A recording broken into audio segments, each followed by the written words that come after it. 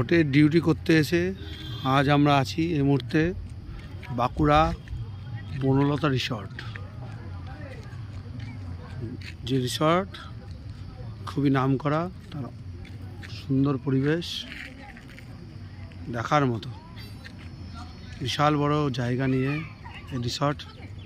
সেই পুরোনো দিনের দোতলা বাড়ি, মাটির সুন্দর গাছপালা, প্রকৃতির অদ্ভুত রূপ আপনার সামনে তুলে ধরলাম।